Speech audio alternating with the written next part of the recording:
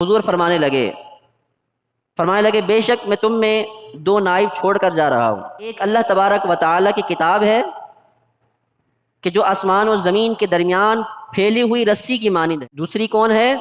فرمایا میری اطرت یعنی میری اہل بیت ہیں۔ فرمایا کہ یہ دونوں اس وقت تک ہرگز جدا نہیں ہو سکتے، یعنی کتاب اللہ اور میری اہل بیت، فرمایا وہ ہرگز جدا نہیں ہوں گے کہ جب تک یہ میرے پاس حوض کوثر پر نہیں پہنچ جاتے۔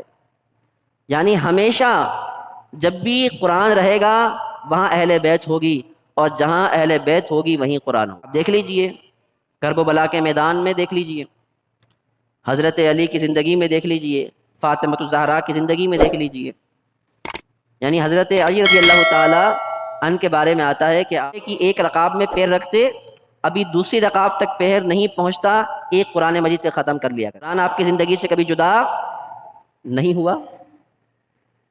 فاطمۃ الزہرا رضی اللہ تعالی عنہا کی ذات اتنی بابرکت ذات، سردیوں کی رات کام کاج سے فارغ ہو جاتی، مصلی بچھاتی، اللہ اکبر کہتی، سورہ فاتحہ پڑھتی، سورہ بقرہ ختم، سورہ آل عمران ختم، سورہ نساء ختم، سورہ مائدہ ختم، پڑھتی چلی جا رہی ہیں۔ ابھی نماز فجر کا وقت ہوتا ہے، حضرت بلال حبشی رضی اللہ تعالیٰ عنہ اذان کی صدا لگاتے ہیں۔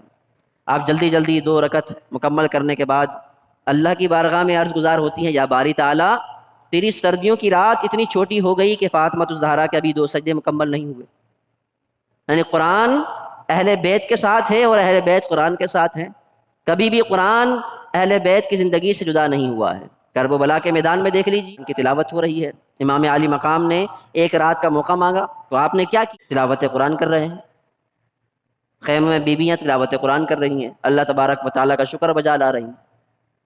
تو تلاوت قرآن کبھی بھی اہل بیت سے جدا نہیں رہا، اور نہ کبھی اہل بیت قرآن سے جدا رہے۔